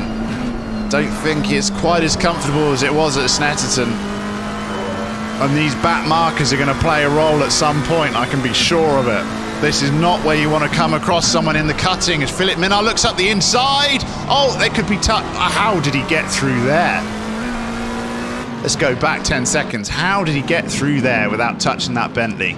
There we go. Oh, how close. Oh, the Bentley managed to right itself, and Esser snuck through. My word, that was close. I said a back marker's going to play a role. It really almost played a massive role there, and there's the Bentley going off again. Minard has taken the off-road. Esser's managed to make the pass on the mountain. Let's have another look at it. We're going to go back, all the way back. Let's have a look how this looked on board with Zaire Esser. Here we go at the top of the hill, and this is where, and back marker does play a role. It puts Minard off. Look, he has to lift massively there. And then Esser plants it. How brave can you be? Look up the inside. Minard decides to go straight on. Esser keeps the line. That was the pass done. Superb. I didn't think you were going to get a pass done there. I just didn't think it was possible. But Minard has gone into second place, and Esser did get the pass done. Now, can the AMG Power fight back on the straights? Because I think Minard, he gave that up because of a back marker. He had to lift on that mountain section, and Esser just left it planted. And ultimately got a pass done where you just would never see a pass made ever on the crest of the mountain. And now we see whether the AMG Power, as roles reverse, can he get it back again? Esser knows he's going to be vulnerable on the straights, but he also knows he's quicker through the mountain. If he could just get there, which he will do, he needs to nail this middle sector of this lap. He absolutely needs to do the best middle sector of his life here to keep that AMG behind. Come through the cutting they go. This is where he was pushing Philippe up the hill. And this is where we start to see the 720 just stretch a little bit. But he cannot let that AMG be close to him at the start of the Conrod straight. He just cannot let it happen, because the pass will be made. And we can see him stretching. We can see the gap stretching from the 720S, and then Minard closes it up again as I say that. But it's so vital that Esser gets enough of a lead here out of the final corner onto the Conrod to keep that AMG apart, because we saw that AMG just pull away here. And look, now the roles are reversed. It's not the case. AMG's keeping easily with a 720. Is it going to be close enough? I don't think it is. I don't think it's going to be close enough, but it's going to be a different type of pressure that S has got to deal with. Oh, he has a look up the inside, does Philippe Minard, but that Merc is a lot quicker in a straight line.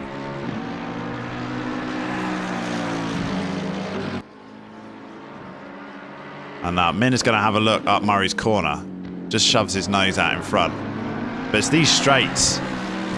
It's these straights where S is under massive pressure. And how important it is for this first corner to get a great exit. I mean, it is Esser, he's going to have one.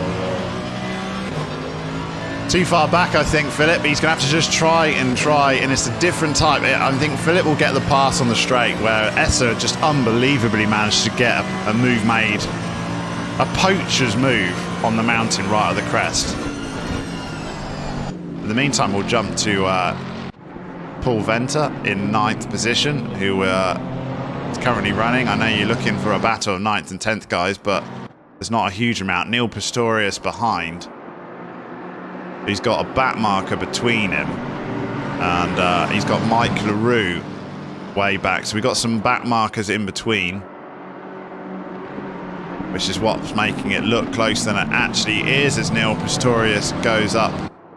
And he's got Mike LaRue 7.9 seconds back. Paul Venter is quite a bit ahead of him in a BMW. So both negotiating a few back markers, but the gap is larger than you maybe thought it was. That's the problem with live timings in ACC, but we'll keep an eye out on for you on Neil Pistorius and Paul Venter. 1.5 seconds, as we just got to keep an eye on these leaders, I'm afraid, as the gap's only 0.2 between these two. And Philippe Minard's looking all over the circuit for any sort of opportunity to make a pass. Further back here on the Conrod.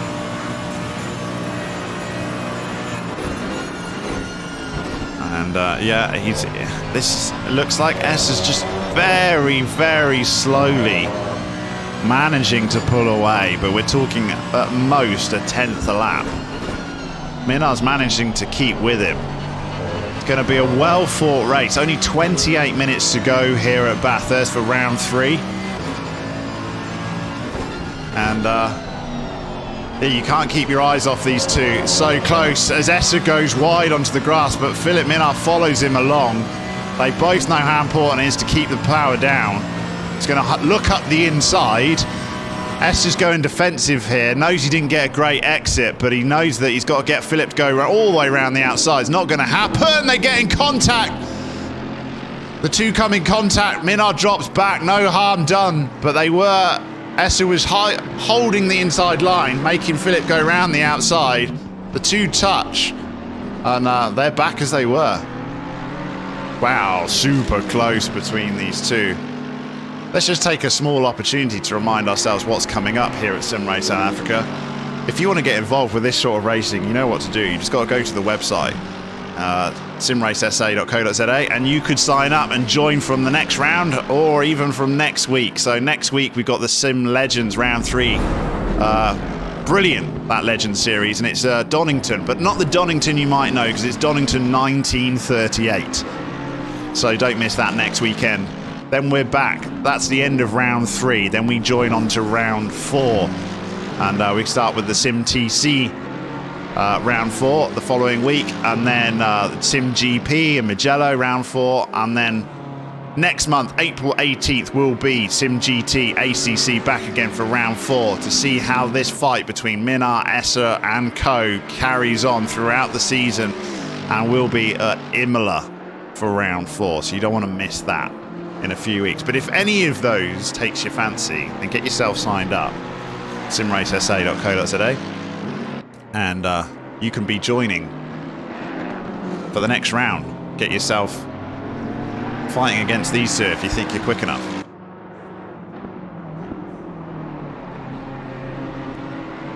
So they regroup. Does Esser and Minard, still within a second. So close on the last lap was Minnaar. He's a bit further back this time and a little bit too close. Took a lunge round the outside. Two collided, but it was just a tap and they managed to carry on. Thankfully for us, when we got 25 minutes to go to try and see who wins this race. Could be anyone. One mistake, one touch with the wall. We've already seen how a back marker has played its part at an inopportune time, and Essa managed to poach for the second time this evening, because he managed to poach through from 4th place up to 2nd right at the start of this race when Tian Elof and Bashir Jadwat got involved with the back marker. That was close to the wall there from Philipp Minnaar, very close to the wall. So Essa's benefited. Oh, there we go. Minnaar's lost it. Oh, what a shame. What a shame from Philipp Minnaar. And we saw him get a little bit out of sorts. Let's ride on board with Minnaar. We saw him get a little, his line was a little bit compromised. And then a few corners later, there we go. His line was compromised there. And maybe just took his concentration, because then on the curb, round he goes. And Philipp Minnaar, as has happened to so many of us before, on the top of the mountain pass, is now nursing some damage. Hopefully he can continue. He's got 42 seconds back to Chris Heineke. Probably doesn't want to pit unless he absolutely has to. He only had a spin, so looks like he can continue and at least get back his 2nd place. But that's a real shame for all of us that are really enjoying that battle between Essa and Minnaar. And it looks like Minnaar is going to come into the pits to repair. I'm not sure that is the right answer, to be honest, with such a comfortable gap for 3rd place. Depending on how long it takes him to repair here and just how damaged it was. Because Chris Heineke, who's coming down the Conrod Straight, could find himself from nowhere in 2nd place, and we'll be thinking, how did that happen?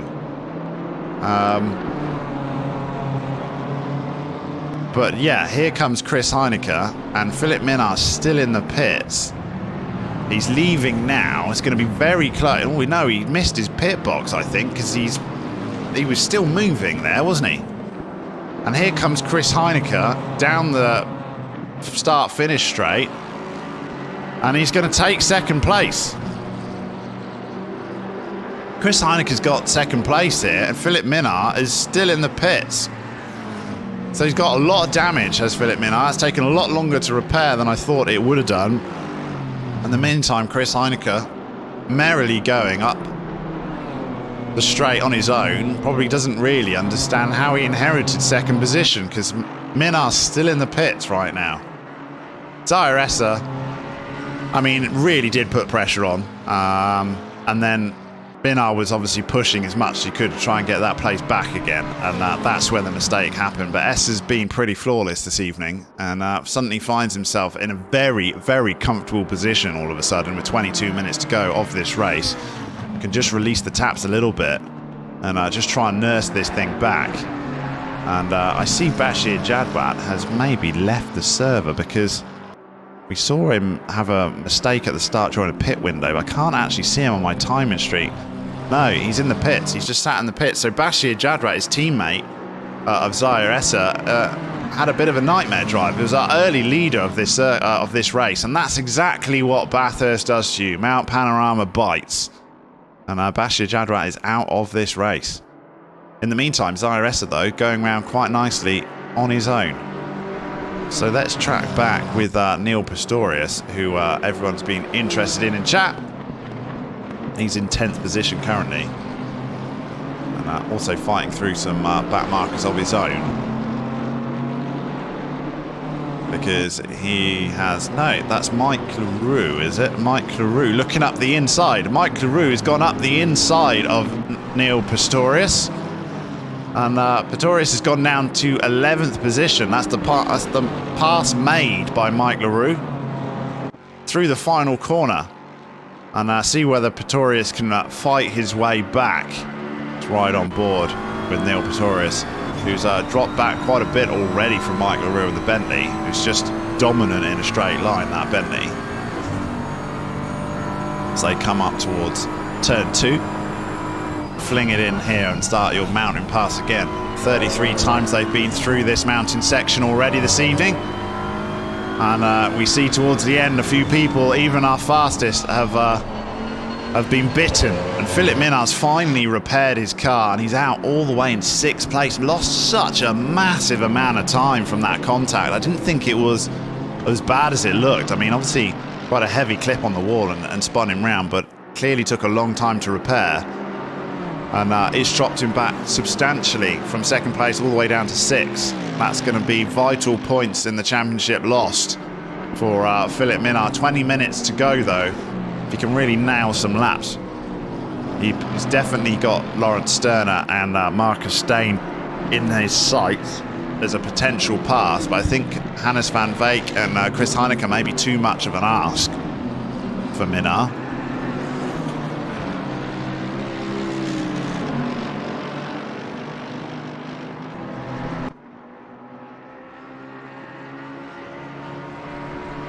So Essa, I'm just looking at his times. He's not really let off that much. He's a 2:02.3 was his last time through. We've seen this time and time again. He doesn't ever let off, does Essa. He keeps on pushing, and yeah, it's not going to be the first time we see him just push and push towards the end. Sometimes easier to keep your rhythm if you just carry on it.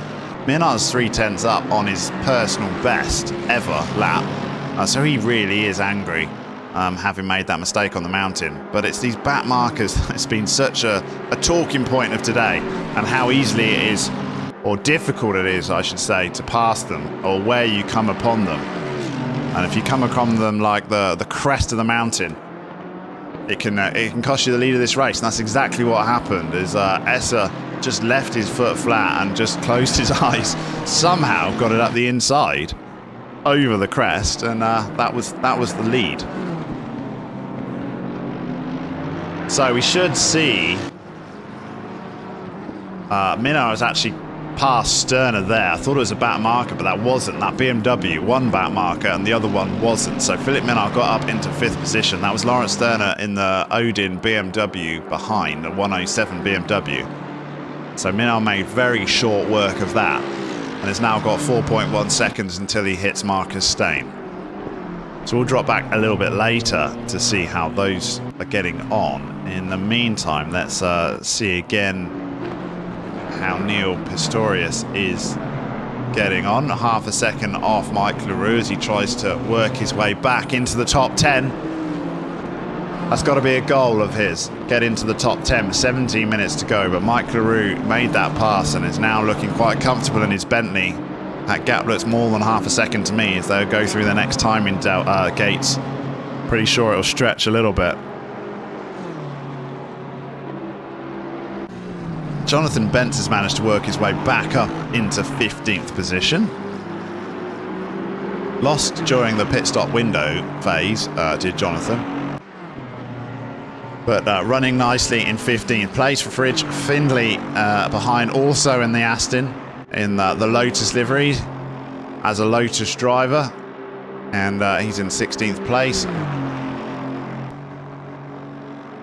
Henry Rowe, who we saw pit very, very late, is still managed to have a very good race run.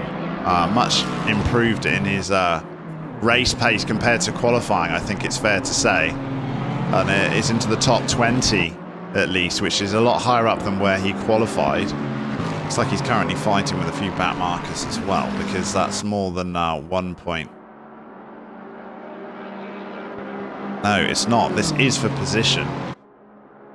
Heineke in front in 19th. It's just the live timings it was looking like a bigger gap than it actually was. So Henry Rowe has managed to get within half a second of 19th place and Ruan Heineke. And it looks like Henry's maybe scraped the odd wall, possibly. That 34 livery on the one side as it comes around, you'll see that Lexus scraped up the side. There we go. So had a little bit of a love tap with the wall up the mountain at some point, has that Lexus. but it doesn't seem to stop him as he's in 20th place fighting for 19th. Let's just ride on board briefly with Henry Rowe with the Lexus and see how the power compares to the BMW. Heineke not covering that inside. Henry looks for it. He has a look. He has a very good look. And is it going to be enough? There's a gap left there. He's going to say, I'll have it. Thank you very much. And Henry Rowe moves up into 19th position. So great pass there from Henry Rowe up into 19th place. Let's have a look through the field at a few other of our drivers. Victor Filter in his Bentley in 21st place. We've seen Sas van der Westhuizen has finally pitted, obviously. 15 minutes to go of this race. And he's actually improved from the last time we saw him. He was 31st position, still with a pit stop to go. He's pitted, and now he's out in 28th place. He's actually gone up, even with a pit stop taken. And there we see in 30th, 31st and 32nd, they're still on track, but they're sat in the pits. And one of them is Bashir Jadwat in the number 1 720S Masterclass car. Obviously a bit of a race to forget from Bashir Jadwat, but it's so easy to do on the mountain at Mount Panorama. It can take its prisoners, and it always does. Always someone comes a cropper here. That's why you want to have a drop round in hand. And I think Bashir Jadwat will quite handily take his drop round here. And Zaire Essa keeps on pushing. Yeah, I had a comment earlier why there is no Porsches being used. There's a couple that signed up, but it's just, yeah, it's strange. It's just the meta of the game for whatever reason. It's still very, very quick. We saw a lot of Porsches doing incredibly well in the Kyalami 9 hour, virtual 9 hour. But for whatever reason in this season, it was a bit of a... I mean, at the McLaren 720S, so I mean, I think in the last couple of seasons we had none of them, or one or two. Very, very rare. And then all of a sudden we have a whole batch of them sign up for this season, along with obviously the new BMW, which was the fan favourite new car. So it's just the way it goes. I'm sure next season will be a flip around once more, and I understand there's new cars coming to this game as well. So no doubt we'll have a whole new batch of machinery to try and work out which is quickest. Let's ride on board with Philip Minnaert as he's trying to track down Marcus Stain. 3.6 seconds is the gap, and he's running out of time. 13 minutes to go until he can get on to the 4th place driver, and his last time through was not quick, 2:05.2, so he's probably been battling with back markers. He was actually a second slower than Marcus Stain in the last lap, was Philip Minnaert. So only 12 minutes to go of this race. It's gone quick, hasn't it? 90 minutes.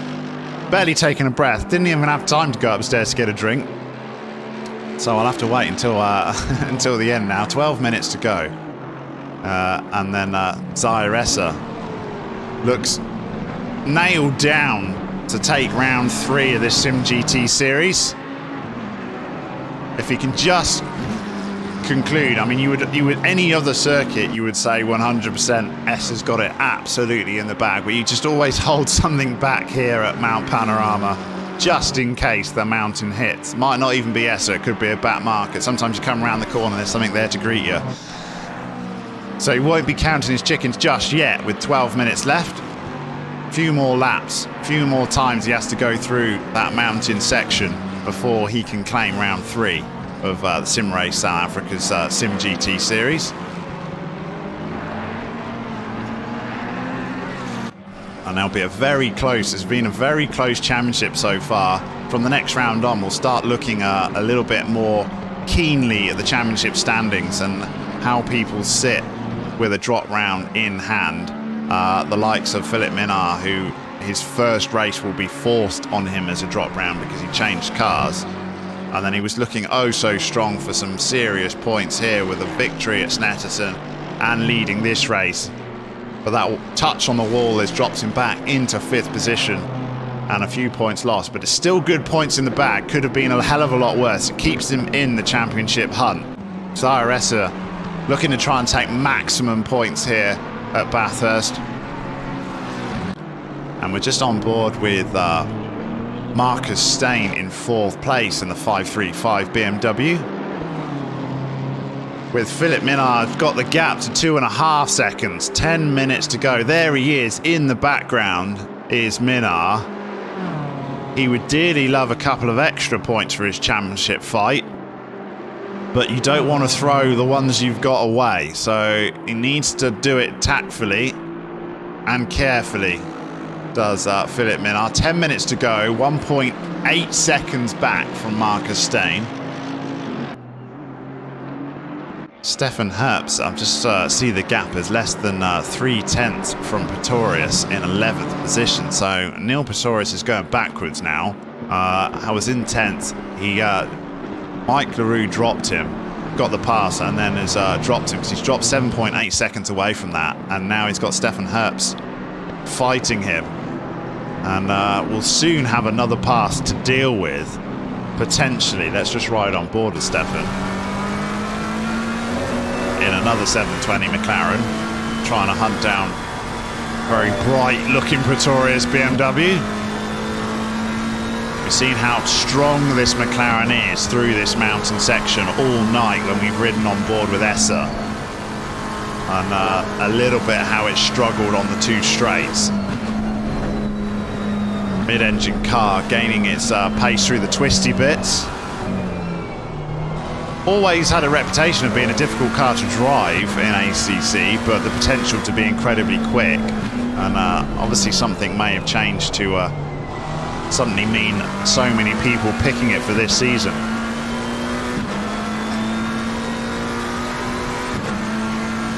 And Herbst within half a second of the man in front. Pretorius is already looking to probably cover that inside line at the end of this Conrad straight. He doesn't. He takes his normal line through here.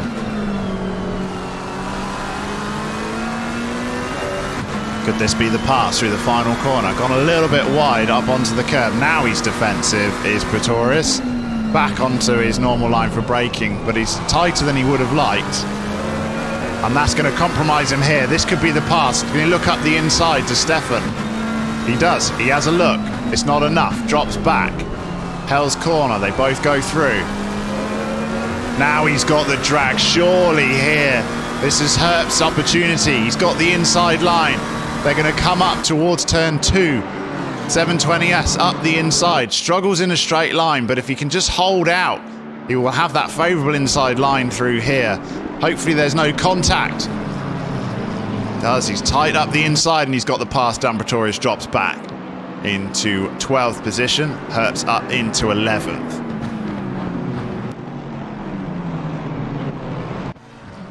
Back on board with Zaire Essa, our leader, now with 7.5 minutes to go. Few more times through as he starts the 40th lap of this Mount Panorama 90-minute race here in round 3 of Sim Race South Africa.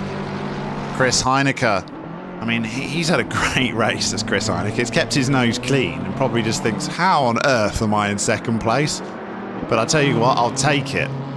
You'll take any opportunities you can, and that is an advert right there for just having a clean 90-minute race at Mount Panorama.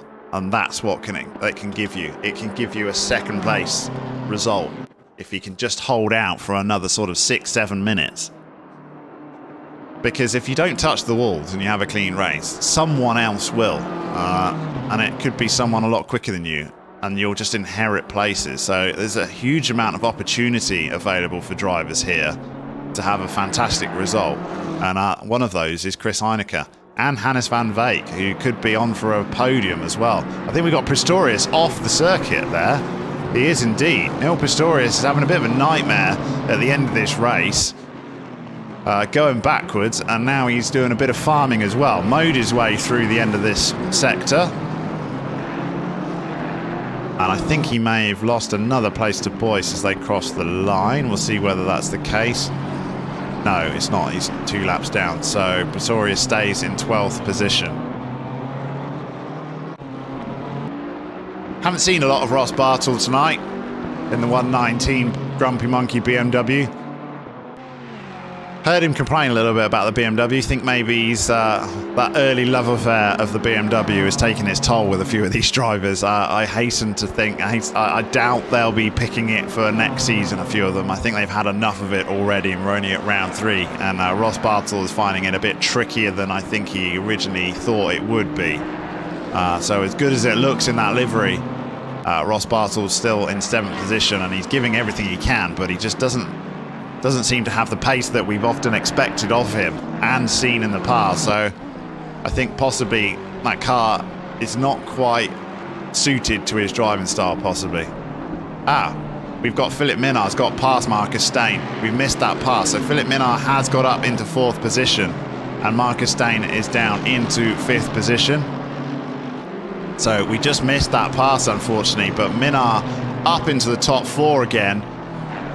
That's good points. Yeah, I think I got some agreement in chat that there's quite a few drivers that will be changing from the BMW next season. It was the rumours went out that it was a bit OP, and everyone absolutely adored it when it first got released. And yeah, I think that love affair is lost as we see Marcus Steyn get in contact with the wall there.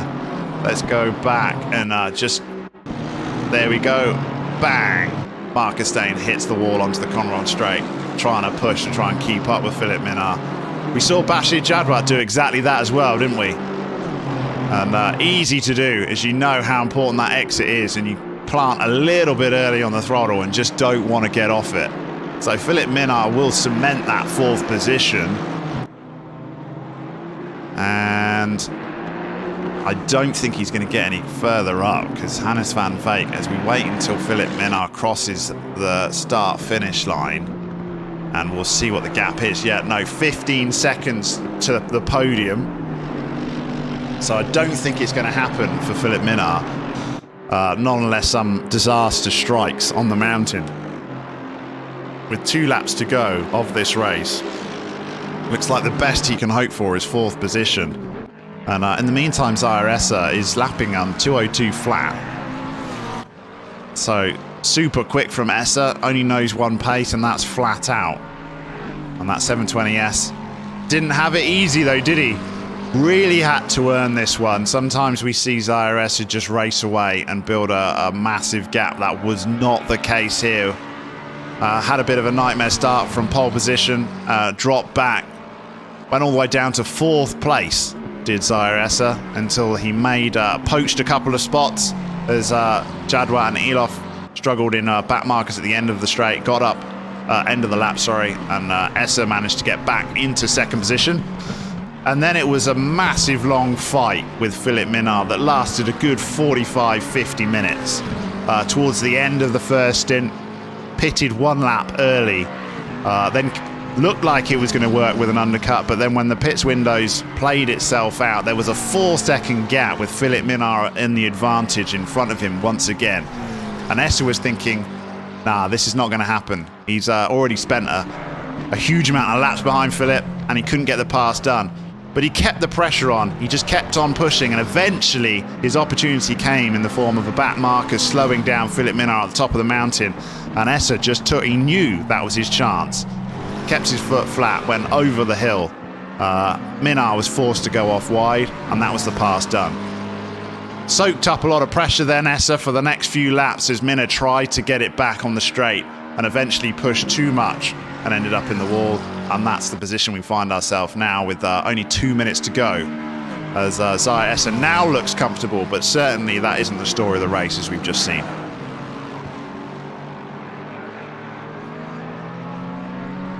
So Essa will come through and he will start the last lap of the race, I believe, unless it's one more after the 0 hits. I always forget.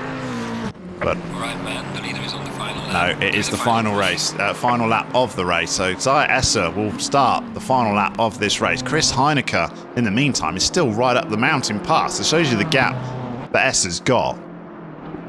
He's got to work his way down through the Conrod before he starts his last lap of the race. Hannes van Veek, what a race he's had in his Aston Martin. Again, looking clean, a little bit like Chris Heineke. Keep it clean at Bathurst and you will get rewarded for it. And that's what's happened to Hannes van Veek. Staring right down at a Division 1 podium here is Hannes van Veek. If he can just keep it clean for another 2 or so minutes, 2.5 minutes.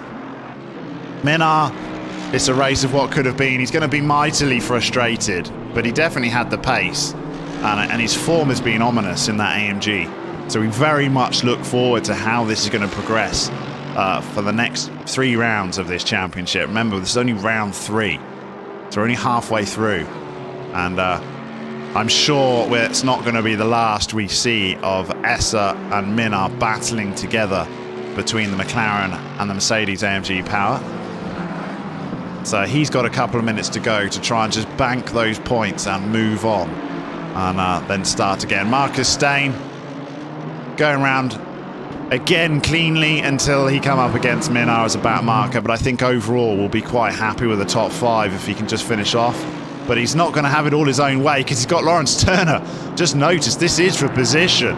So Lawrence Turner, and we saw Stain hit the wall, could have damage here, might not get 5th. Sterner's up the inside, looking up the inside of Hell's Corner. Could there be contact? There isn't. Regrouped round the back. This could be for a position for the top 5. Lawrence Sterner in 6th position. He wants a top 5. And I think that Marcus Stain is he's holding on to a bit of damage. In the meantime, we've got Essa's taken the victory. So congratulations to Zaire Essa. Well done on round 3. You are the champion of Bathurst. Chris Heineke at the top of the mountain. But we're going to go back to Lawrence Sterner and see whether this pass is going to happen. I think Marcus Stain is just nursing a bit of damage. Got to try and just negotiate one more lap and try and keep that other BMW behind him. Looks like they're safe through the mountain pass. But otherwise it's been a job well done for Marcus until he touched that wall. I think he's definitely nursing a bit of damage that may be holding him up. And it looks like Sterner can feel that extra place is there to be had. Chris Heineke, in the meantime, is going to come down. He's looking happy, flashing his lights already as he comes down through the final corner. And Chris Heineke, clean run through the mountain, has got him 2nd place. Very well deserved from Chris Heineke. Congratulations to him. Hannes van Veek through the Conrad for the last time. And he will come through to take 3rd position. Let's go back on board with Lawrence Sterner. Where's Marcus Stain? He's dropped back, hasn't he? He's dropped back. We've missed it. No, he hasn't. He's ahead. Sterner is behind. So I was worried there. Back markers involved. But it looks like Marcus Stain will get top 5. Hannes van Veek does indeed complete the podium. Philip Minnaar is going to come through the final corner. What a great race he did have. Much enjoyment for us in watching, but it will end in 4th position for Philip Minnaar. Marcus Stain does hold on just for 5th place from Lawrence Sterner. Ross Bartle finished already in 7th place. Kevin Barber 8th. Francis Erasmus in 8th. Mike LaRue in 9th, and Paul Venter. I think a few drivers have dropped off, so that's not actually the right. So we know just from the first. Essa, Heineke, Hannes van Veek, Philip Minnaar, Marcus Stain is your top 5. What a race, guys. Fantastic. And before you know it, it'll be back here for Imola in round 4. So thoroughly enjoyed that. And I hope all of you did as well. And I need to now desperately go and get a drink. And I very much look forward to seeing you all back here for round 4 of the ACC Championship at Imola. Don't miss it. In the meantime, happy racing, everyone. And next week, we'll see you for the Legend Series. You don't want to miss it. Donington, 1938 circuit. That's going to be super interesting. So tune in next week, where you'll be joined for some legend driving. And I'll see you in a month's time for this ACC. In the meantime, go well, drive safe. See you soon.